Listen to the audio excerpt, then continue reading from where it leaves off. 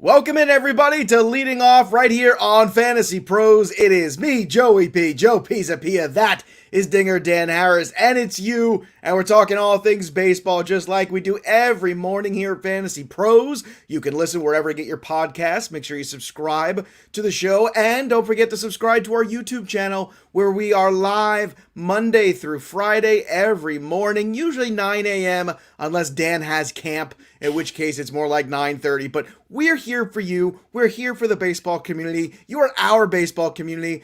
Dan, it was a fun night of Major League Baseball. The Wander Franco debut, the Max Scherzer strip search. It was amazing. It was fun. It was great theater. And you know me, I like a good story. This is a Joe Pisapia type of baseball day. I will give you that. I mean, Wander, dude. This is not how I like to roll. I don't like the prospect to come up and for me to be like, okay, I don't know how high to move this person, because the fact that he homered and he walked again, he's just so polished. I feel differently about him than I do about Kelnick. I really do. Like, I'm willing to just sort of buy high right now with what we saw. And Scherzer, that was something. I love Max Scherzer. I mean, Romo went a step further, actually dropped the pen, Sergio Romo. So they're getting pretty pissed about all this stuff. But Scherzer, it's just grit, man. Leave the guy alone. That's all it is. Yeah, it's look, man. Wander Franco is a special talent. And I know we're going to start there today because, you got to start the ups with Wander Franco. Sure. 20-year-old guy making his debut. And, what's so great about Wander, and I think the difference between, prospects and then somebody who's really special, too, is, there's no comp for him. We were talking about this before the show. Yeah. There's no comp for certain guys. Like Shohei Ohtani, there's no comp for him. And I think that's when you look at a player and you go, this is a special guy. The fact that he, makes it look so easy, like you said. He's also a smaller guy, which I think a lot of people are kind of unprepared for. He is not Juan Soto. He's not like a dude that's very, physically big and intimidating, but he is strong. He is a strong young man. He's got a strong lower half of the body, too. He's got really good pitch recognition skills, and he's got a very easy swing, very clean path to the baseball. And I told you, I watched a lot of him early on in his career and a lot of footage on him. And the Welsh and I have, talked about him, time and time again. And this is why I've been such a lunatic about this for the last 3 months of when do I get Wander Franco? When do I get Wander Franco? Because I knew when I got him, I was going to get something that was going to be immediate. And it was a fun debut. By the way, fun bit of trivia. I think it's easy, but let's see. Who is the only Ray younger than Wander Franco to make his Major League debut? I don't have it. Who is it? It is B.J. Upton. B.J. All Upton. right. Once upon a time, yeah. Once upon a 19 time. years old. Wander Franco, 20 last night. He did go yard. That wasn't the only up, though. Blake Snell at home. The You got Dodgers fall to the Padres. Listen, yesterday from a DFS perspective, I know that the good chalk of the White Sox was disappointing against Tyler Anderson. I get that, but they were still in a place to win that game. But Dan, Snell at home, Freddie Peralta, Luke Voigt, Wander Franco, free squares. I mean, it was a pretty good day if you watch the show. And Cole, amid the inspections, was pretty good, but he did have his lowest spin rate, for those of you who like spin rates, on the fastball, the curveball, and the slider on any start, since 2017. So, I mean, I saw Cole throw the ball 100 miles an hour last night to strike a guy out, so I'm not really worried about Cole. Are you at all? Do you care much about the spin rate? Do you think this might be a little overrated? Both. Like yesterday, I do care. Have both. I don't think I can, and I will tell you why. I do care about it in that Garrett Cole is no longer my number 2 ranked starter rest of season, as he has been just right there for the whole time, but he's dropped to number 3. So that's like a little bit that I am taking into account. I mean, he's got 6 strikeouts in this past game for the one before. That's noticeable. Okay, that is something that happens. He basically admitted that he uses the stuff, so it is something that's affecting him. He's still a brilliant pitcher. He's still one of the best pitchers in baseball. So I'm not going crazy, but yes, I admit that I am going to drop him a tiny bit in my rest of season rankings, a tiny bit in the trade chart that I'm doing, but nothing crazy. And the overrated part is, yes, I do think it's a little overrated. I do think that we are Hmm. obsessed right now with, oh my God, did you see, Joe? This guy was down 135 RPMs on his curveball when thrown in a full count to the, fourth batter No, of the and game. this is why people get nuts. They It's get right. nuts with baseball because they like, can we just play baseball a little bit once in a while? Can we Yeah, not analyze every single fart these guys have on right. the field? I mean, it's crazy. Here's a question: who would you rather have? Besides the Grom, who would Yep. you rather have on your fantasy rotation than Garrett Cole? The only person who I am currently moving ahead of him right now is Darvish because I feel a Okay, little more that's comfortable with fair. Darvish. And if I knew Scherzer would be healthy, I might take Scherzer, but the injury concerns put him back. But again, that's what I'm saying. You can leave Cole at number 2, that's fine. But I do think that we are going to see a drop in strikeouts a little bit. And we've got, a guy, Mark, who is making a comment about the fact that he was still throwing over 100 miles an hour, which you also said, Joe. That's absolutely right. But again, In spin the rate seventh isn't inning. In the correct. seventh inning, throwing Cole 100 is miles. an incredible pitcher. I'm not dropping him significantly at all in any way, shape, or form, but Mhm. it's not just about the velocity. Like, right? No offense, but anybody can throw 100 miles an hour if it's straight as net. We always talk about it with Nathan Eovaldi, right? Yeah. It's like, that's great, but a Right. ball that just doesn't have any movement on it whatsoever. So it is something that affects him a little bit and Mhm. probably a tiny bit more than other pitchers. But that's it. I do like Mayer's comment about Zach Plesac is coming back soon from injury, so he'll probably take the number 2 spot over Cole as soon as he gets back. But for now, we'll wait. But that's it. Just Darvish, and it's splitting hairs at this point. That's all. No, I think Darvish is a good candidate. I should have mentioned him. Go Cards in the chat about Wander Franco. Small but built like a tank. That is true, by the way. If you right, that is You know you why I as well. recognize that? Because I'm Mm-hmm. built the same exact way. I'm Game, 5'7", respect, but I'm game, built like a respect, tank. game. That's That's right. right. That's But why I like Wander Franco so much. it is something where if you looked at, that's a great point. If you looked at Franco yesterday, and I saw him saying hi to Devers, I believe, before the game Mhm. started, and it is something where he's like popping out of his jersey. He is his upper Yeah. body is just jacked like you, Joe, of course. So I do think the power is there. Let me ask you, Joe, very quickly, because Mhm. again, this is a Wednesday. Wednesdays are my trade chart days, so that's what we do. Would Okay. you rather have, and Mhm. he played third, but let's go shortstop. Just figure out where he is in shortstop. Would you rather have rest of season Wander Franco and Peanuts and Cracker Jacks come in, Wander Franco or Carlos Correa rest of season? Wander Franco. Wander Franco or Javi Baez? Wander Franco. Ooh, Wander Franco or, all right, he's injured right now, so you can take that into account. He's supposed to come back next week, Corey Seager. This is trickier. I have more respect for Corey Seager than a lot of other people do, but He's Wander awesome. Franco. Oh my gosh. Okay, Wander Franco or Francisco Lindor? Lindor. Okay. All This right. is where we hit That's the fine. plateau. I think that you're I don't know whether or not I will agree with all those. I You might don't when have to. all is said and done. I've got to go through it. But yeah, that's what we're talking about right now. It's nuts, but Look, he's amazing. here and look, he's gonna have. There's gonna be moments of struggle because it's baseball, but I think it's a matter of, we put on can't miss far too often on many Yeah. prospects, and we need to save it a little bit more. And when we do save it for the right guys, it helps. What does and I think the difference is also can't miss and sudden impact, like right away impact. There's a difference between those two. People confuse them. Jared Kelenic, I think, is can't miss. I think Jared Kelenic is going to be a really good major league Hmm. player for a very long time. I don't think he's going to miss at all. But the problem is immediate impact. We've set a standard here where you get a guy like Fernando Tatis Jr. who comes up from day one.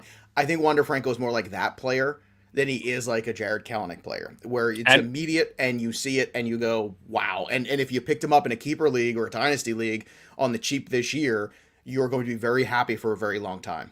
well, remember, as you're pointing out correctly, that look, one of the greatest players of all time, Mike Trout, Mm-hmm. really struggled when he came up the first time. Really struggled, sent back down, came up, and then figured it out. It happens with the best baseball players. We joked about it with Willie Mays that they stuck Mm-hmm. with him. Mickey Mantle got set down. Like, this happens with some of the greatest players He's of all got a time. little edge too. He's got a I swag. just don't He's got see. I that don't. little bit of it's a confidence, and the only thing I could pinpoint it, the guy it reminds me of in terms of confidence is Pujols. When Pujols was a 20-something-year-old kid, there was this weird confidence where you were like, geez, like you Yeah. shouldn't be as confident as you are. And he has that kind of thing. He wears number 5 too, which is Yeah. also kind of fun.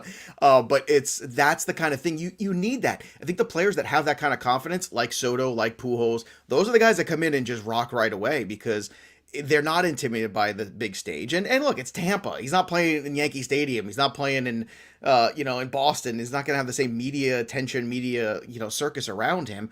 Pujols is in St. Louis, where they love everything and they support you no matter what. I mean, different environments also foster better transitions to the big leagues. Let's get to the downs. Yeah. The Braves, Max Fried hits the IL with a blister on his index finger. Joe Girardi ejected after challenging Max Scherzer. And this was, Max Scherzer after the game said, look, I'm using the rosin bag. I'm trying not to lick my fingers because the rosin tastes like crap. And I'm using my head to get sweat to make the rosin, right? Which, like we talked about, that's the combination of stuff. And Joe Girardi, I mean, here's the tricky thing. It's Max Scherzer. This is a Hall of Fame pitcher who's been doing it before Spider Tack was even around. So basically what you're doing here is very dangerous because you're calling Max Scherzer's career a fraud when you do that. You are. And I'm not trying to be hyperbolic. I know that's a big word this early in the morning for people, but I feel like you gotta sit back a little bit and go, okay, that's Max Scherzer, and Joe Girardi of all people should know a little better. But that being said, is there desperation maybe with the older pitchers to continue to have an edge? So it's a fair point. Where do you lay in this? Because I think this is a fascinating conversation. I think that there's no way I would have specifically requested that the umpires check Max Scherzer for a third time, just because Scherzer's like tags a little bit in that I feel like if you challenge him, then you're going to get the beast that comes out with it. Now, Girardi basically came out before he did that and said that he wouldn't do it for gamesmanship. And he said that, again, you talked about it, Joe, said it was a cool night. He couldn't get the rosin. He didn't want it. So he was going to his head a little bit. And yeah, he was actually doing this a lot. Right. And Girardi said he found that he'd never seen him do it before. So he wanted him checked. I'm sure it was gamesmanship. What I do think is that this is a dangerous thing if we are going to have managers allowed to just as often as they want, say, check that guy again. You've got to do it like a challenge or something like that. You've got to have some limitation on it. And again, I do think that we're going to see far less of this being used because I do think that when PEDs, if you were like, by the way, every game, we're just going to check you right on the field to see whether or not, and we could check it out if there was a way to do it, to see whether you are on PEDs, PEDs would be far less prevalent in the game. So the fact that they are basically like, hi, just so you know, we're going to check you 3 times a game. On the field urine test? Is that no. Some guy running out with a cup right now. Do it now. Like you just hit a home run, pee in this cup. By the time you get to home plate, you got to take your pants off. I do think we're like, who in their right mind right now is going to use something on the mound? Who Someone will because they're not in their right mind. Because the dark, they still get caught with PEDs nowadays. Still, it's still to this day, guys get suspensions in the minor leagues about it. That's fair. But you're right. There is a sort of public shaming that's going on right now where it's kind of dangerous. It's comical now, but it's going to get real tiresome by week 2. Yeah. But right now it's comical. It's amusing to me because I have a twisted sense of humor. Alek Manoah banned 5 games for plunking an Orioles hitter, so you're not going to see him for a few starts. Let's get to the rest of the guys. Zach Greinke continues to roll along with the Astros, who just keep winning baseball games. Wade Miley, 6 Ks for him. Miles Straw has 2 home runs in the month of June. He's been a lineup builder kind of guy. He's always very cheap on FanDuel. 3 stolen bases over that month as well, 12 runs scored. I would say this with Miles Straw, a better DFS player, that you could just, like, when he's hot, you can get him because he can, score points in a few different ways for you with the speed, but he does not have a lot of power, so don't get too excited about the power surge. Lucas Giolito, 7 Ks, 2 runs. He was good. It just wasn't good enough, and it happened in the game. Ross Stripling and Alcantara were locking horns. What is going on with Ross Stripling in these strikeouts? I am so mad that I dropped this guy back in April. I'm just kicking myself right now because he's been on an excellent run these last few starts, Dan. I have so many shares of Ross Stripling for no reason whatsoever. No reason at all. It was more like there were most leagues I was dying in pitching, and I was like, he had one good appearance, and it wasn't that long ago that he was an impact player. I think the thing with Stripling is people are like, why is he striking out so many guys? He has never been this guy who didn't strike anybody out really until last year when he was striking out 7.3 per 9. Before that, 9.2 per 9. Before that, 10.03 per 9. Like, he is a guy who has decent strikeout stuff. He's not an overpowering pitcher or anything like that, but he is an absolutely fine pitcher. Now, the 2-start look ahead, Mayor and I always talk about that. That's an article we like to look at, which I write, but that you pick up a guy a week before he's scheduled for 2 starts. These are about as soft as you can get. Stripling needs to be massively rostered, dude. Again, 100%. I mean, and he's still not. People don't like him because it's Ross Stripling, whatever. But whatever, these are the kind of guys you need right now. You need the hot arm. You ride the wave. You have all these injuries. I mean, geez, if you have anybody in the Cleveland rotation, Ross Stripling you could have picked up, and he's probably helping you out right now. And by the way, they need him. Like Toronto needs. You have Nate Pearson again going on the IL and the minors right after looking good. I hate to say it about Pearson, but I'm starting to think this is going to be one of those, like, I always there's a bin that I have for these guys, and it's called the Todd Van Poppel bin. You might remember Todd Van Poppel from our youth. And if you don't know who that is, go Google Todd Van Poppel. Yes. Todd Van Poppel was supposed to be this guy who was going to change the A's rotation, and he was going to be something, and that never happened. Rich Harden is another guy too, but Rich Harden actually had some moments at the big league level. Todd Van Poppel was the guy that never had the moments at the big league level. You were just waiting and waiting, and he couldn't stay healthy, and then he couldn't get on the field, he couldn't perform well, and then Pearson is starting to feel like the Todd Van Poppel bin is in his future. Jay Full, who he's big peanut and cracker Jack. He thinks that the lost season will affect Wander Franco. You might see a slumper adjustment period. Listen, I'm telling you right now, he is no one's slump proof, but he is not what the normal guy coming up. Every guy that we've been talking about, like, yeah, he's a good player. Yeah, you could trade him. Wander's not that guy. He's not going to be that guy. I'm just telling you right now, he's going to be in your lineup. You're going to set him and forget him for the rest of the season. And he's going to have ups and downs because it's baseball. But I don't see him struggling. I don't see him having that path where he goes 0 for 30 and then gets sent down. It's not happening. Freddie Peralta, 6 shutout innings, 10 Ks against the D-backs. Freddie Peralta. And they screwed him in the beginning of this game, too. Did you see they made him change his glove out? Yeah. Because his glove was too light of a color. Oh, my goodness. This is brutal. Charlie Morton, 7 shutout innings, 11 Ks. Look at the Charlie Morton renaissance. Everybody getting rewarded for holding Charlie Morton. Yeah. And if you traded and bought him low, Dan Harris was telling everybody, buy low on Charlie Morton. If you listen to Dan Harris, you did well there. We talked about Snell, only 5 innings, but still 5 innings, shutout innings against the Dodgers. That's what you want. Zach Gallen, 8 Ks. Chris Flexen, 6 Ks. And Mark Canha, 3 for 5. Also, 10-game hit streak for Matt Chapman. Just wanted to note that. He also went yard last night. Matt Chapman starting to turn it around very quietly. This is that window. I think the window is just about shut. Maybe you can kind of peek your head in because somebody's super frustrated. This is your last chance with Matt Chapman to buy in. Dan, are you somebody that would take a shot on acquiring Matt Chapman? Yeah, I would. He's still striking out a little too much, even when he's in this hot streak. And it's funny, we were talking in Discord when I was talking about making a trade for somebody, and we were debating because my third baseman was Matt Chapman. It was great to sort of discuss it and what we saw. And again, Mayer had just written something about, he writes a great StatCast article about how there was nothing in Chapman's StatCast data that suggested that a turnaround was imminent. But the big thing with him that you had to remember, again, is the fact that he is coming off hip surgery. That's something that we saw with Posey, basically knocked him out for a full year to get him right. I was expecting Chapman to struggle, not this much, but to struggle in the beginning of the season because of the hip surgery. He does look like he is finding himself. You mentioned Mark Canha, though. He's scoring runs. He's third in the league in runs scored. That A's team up and down the lineup, there are RBI opportunities for Chapman almost every time he's up, whether he bats second or whether he bats lower in the lineup. So the RBI, as long as he can just cut down on the strikeouts a little bit, the RBI, they're going to be there. So it is something where I think you can still probably buy low because the season-long numbers look bad, but the window is closing pretty fast. The A's are amazing. It's just they really are. Every year they just somehow find a way to get it done. Zach Wheeler did not find a way to get it done yesterday. 3 innings, 3 runs against the Nats, and Andrew Heaney 5 runs against the Giants there. So your thoughts on Zach Wheeler in this one? I'm just throwing it out. The guy has to be allowed to have a poor start, right? He struggled right from the get-go. He had a really long first inning. He was pushing 40 pitches and just didn't have it. So yeah, I'd drop him for anybody who's on the wire. Right? No, I'm not letting this factor in at all. 1 bad start, no big deal. All right. I know everybody was so upset, and I can understand why. Ketel Marte yesterday rounding first base. Re-injured that left hamstring. You could see it right away. Wait, was it the same one, by the way, or I thought he injured his right hamstring the first time, and this was his other hamstring. Is it the other? No, you're right. It is the other one now. Is it? Either way, it's not. It's just not good. It's just not good. It's just not good. So I mean, he's done.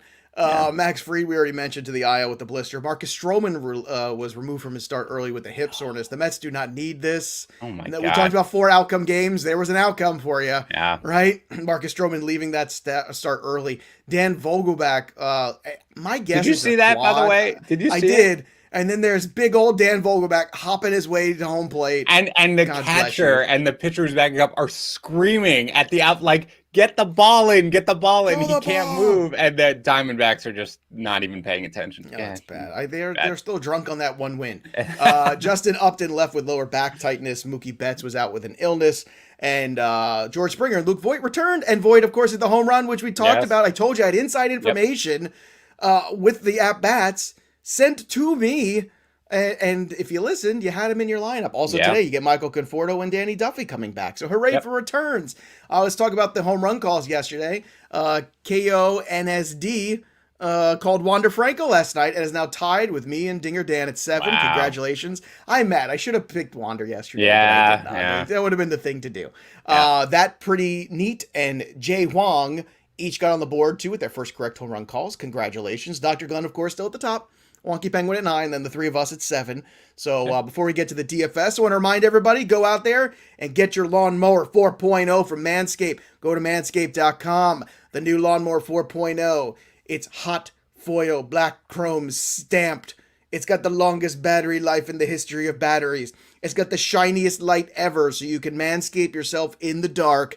It's also got the travel lock, so nobody thinks that you're carrying a bomb in your suitcase when you're going through security. That can be awkward sometimes. Security opens up, says, "What is this incredible tool in here? Is this a weapon of mass destruction?" You say, "No, it's a weapon of mass manscaping." That's what it is. Go to manscaped.com, 20% off, free shipping on us with the code leading off. Again, that code is leading off, manscaped.com. Your balls and airport security. TSA. Well, thank you. All right, so let's get to the slate today. Got 7 games out there. Not a lot of cash arms. It's not a cash-heavy arm slate tonight, as they say in the business. Yeah. A lot of secondary guys. Not a lot of people you feel super comfortable with, depending on the matchup. Trevor Bauer, 11K, 10.5. I know Dan's fascinated to see another Trevor Bauer start. You know, I'm sure when Trevor Bauer gets searched. Oh boy. Lord. Lord. I want to see that so much. I hope that happens tonight. I hope they search him every 5 minutes, because that is going to be very entertaining. Jose Urquidy, 8.5, 8.1 on DK. On FanDuel, Rich Hill is just 6.9. But again, it's because the 5 innings issue. Joe Musgrove going against Trevor Bauer, 7.9 on FanDuel is cheap. If you want to go Oppo Taco, you can. 9.5 on DK, too expensive to do that. Danny Duffy in his return, this is tough, which brings me to pick a side. Because in the 4 outcome game, we got Robbie Ray, who's 11K over on FanDuel, 9.2 on DK, against Trevor Rogers, who is 9.4 and 9.8. I think Robbie Ray on DK at 9.2. And I think Trevor Rogers on FanDuel would be my approach tonight if you're not going Trevor Bauer. Because it's kind of a messy pitching slate with the way they're all kind of configured against each other, some of them, and also the matchups and what you have. What are your thoughts on the pitching tonight? Yeah, it's kind of ugly. It's weird. It's weird. It's not a great way to be. Ray, I think you probably have it right with Ray on DK and Rogers on FanDuel for sure. But I don't really feel that great about either one of them. And then you've got Bauer and Musgrove. I might be looking at Urquidy here, Joe. I really might be against the Orioles. He's been every Astros starter. If you are a starter for the Astros, you have been great lately. So I might go there. But, man, it is a rough pitching slate just because, again, the way you mentioned it, the way the matchups kind of fall, is that a lot of these guys are going against each other. So I do think I'm not going for 11K on FanDuel. I'm not going with Ray. I'd rather go with Rogers. But on DK, I probably would with him. And I think I'm just going to watch that Dodgers-Padres game just for the entertainment value of it and probably stay away from it in DFS personally. I don't remember Mart's Mimic commenting much, but this is very funny. The 4.0 is the Wander Franco of shit. Fair Very well done. Well done. Mark's mimic. More out of you. I like that. Yeah. I think that's what we want. All right, let's move on to some of the hitters tonight. If you're gonna game stack Oakland and Texas, I think is the way to do it. Pretty affordable. Matt Olson, Chapman heating up. You got those guys in that lineup. The other side's got some pop with some of those guys there. You take a shot. Robbie Ray, we already talked about him and going through that. So let's talk about the FanDuel hitters. Hunter Renfroe, 2.7. Wander Franco is still 2.5 on FanDuel. Austin Riley at 2.8. Michael Conforto in his return at 2.5. Don't be afraid to use the good hitters on their way back for their first starts too. Luke Voigt, 2.5 as well on FanDuel. On DraftKings, Ryan O'Hearn, been quietly solid. Lefty bat in Yankee Stadium going against King tonight. He's just 2.0. He's in the middle of that lineup. Look at the game log last couple games. Ryan O'Hearn's been hitting the baseball. Michael Conforto 3.5 and Dan. DraftKings, come on, bro. 2.0 for Wander Franco. Free square Wander Franco is going to be 98% rostered. And he should be. That's what happens. Also for tonight, you get a Met making his major league debut. And his name isn't Tyler, and it's not Taylor. It's Tylor. And it's Tyler McGill, and I know it's Tyler, but it's Tylor. And it's spelled weird, and it's spelled weird enough that tonight my home run call is going to be Ronald Acuna, just because I don't like the way Tylor McGill spells his name. So Ronald Acuna taking Tylor or somebody in the Mets bullpen. I'm also looking at this as the Mets bullpen got taxed yesterday because of the Stroman start. You got a young guy making his debut, 4 or 5 innings probably. Yeah. Ronald Acuna is going to get some opportunity somewhere, so that's my dude tonight. Who are you calling your shot with, Dan? I am going to go with Matt Olson again. That was my second. It's funny, Joe. When I made my home run call and I assumed that you had already, I was like, I guarantee you. I feel like Joe's taking Matt Olson. I left you Olson today, but I was more like Tylor. What a stupid name that. So I will take Olson against Mike Foltynewicz because if you can pick on Mike Foltynewicz, you do it, and the wind is blowing out. Of course, I will, by the way, say we didn't mention James Caprillion. I like him also as an option tonight, and somebody was mentioning it in the chat. He is, I think, 9 on FanDuel. But again, against the Rangers, Frankie Montas start aside, I feel like, he's pitched pretty well of late. I don't mind him either in DFS. Yeah, 8.4 I can understand. He the last couple starts in terms of strikeouts, 6, 7, and 7. So the strikeouts have come up. With Caprillion early on, you were seeing like those 4 strikeouts, 3. Like that's not enough to get it done. I'll tell you what, as a secondary arm on DK, I like it more at 8.4 than I do as a standalone on FanDuel. I don't think it's enough on FanDuel, even in the matchup. Personally, it's just a little wonky there. But, then again, it is a very good, potential matchup against Foltynewicz. But it's baseball. We've gotten burned a bunch of those times before. Well, my goodness, we've missed Dan Harris. We've lost Dan's. I got a notification. I got a notification that my camera. Can you hear me? I can hear you. All right. Look what you've done to the box. I've got to go all the way over here. This is classic leading off. This is why you subscribe right now to the show. I now have to do the show completely leaning over this way. But you can see my belt here where Dan Harris's face used to be. This is it's an improvement. Not gonna lie. I don't know. It says my browser has lost connection to my camera. Yes, I have the right camera selected. How dare you? Well, sorry, it doesn't matter because we're at the end of the show anyway. But I just want to tell everybody, this is why you subscribe to Leading Off on YouTube. Go to FantasyPros MLB right now. This is the promo because you get moments like this. Live theater. You think Max Scherzer is entertaining? Oh, we are more so. There's Dan Harris back. Hilarious bloopers. Dr. Glenn, this whole show is a giant blooper. Have you not realized this whole show is one running blooper? But we're professionals. We cannot I did enjoy doing the show on the side for a little bit. You should do that every time. Hey girl. Sorry guys. Hey. Oh, also as a reminder, now that Dan's back, I mean we're really gonna close it out there, but you're back now. Sorry about Shohei Ohtani autograph ball.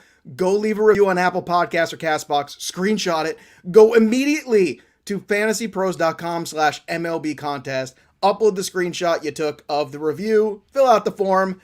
You're going to win an Ohtani baseball. Somebody out there is going to get it. It's going to be amazing. And yes, Rob, you are correct. That's right, the Rick Funko Pop. And I'm so happy because I finally got to watch season 5, episode 1 of Rick and Morty last night, and it did not disappoint. I also watched Solar Opposites too over last few months, which is very funny. If you like Rick and Morty, Solar Opposites also very good. Dan, have you caught up on Loki since we're talking about TV? You're just Of curious. course, Loki is almost not today's episode, of course. No, right. obviously. But we yeah, have children. don't I mean, worry. you can't do anything the same day. I mean, come on. The way we do it in the Harris household is that mom and dad have to watch the episode in advance to let them know if there's going to be anything overly scary. And then after that, they watch it over the weekend. It is an outstanding show. I definitely think I like it even more than the kids do. But man, I look forward to it. I get giddy on Wednesdays for sure. And yes, before we close out, we've given Dr. Glenn a lot of crap. I just want to show him some love. Yes, Dr. Glenn, you're correct. This is Eric Cartman from the whole it's the the Fellowship of the Lord of the Rings kind of thing. And I've got the entire set actually from the Black Friday trilogy of all of the characters. So that's what's behind me there. So Dr. Glenn, look, we're friends again, even though you're beating us in the home run thing. So way to go there, Dr. G. Now he's Dr. G. Now I really like Dr. Until he gets another home run call tonight, and then I'm mad at him again. Fair. All right, that'll do it for us. We hope you enjoy the bloopers and the baseball. Somewhere in between, there was real stuff going on. So that's it for us. But of course, we'll be back again tomorrow, hopefully both of us. For Dan Harris, I'm Joe Pisapia. We'll see you next time.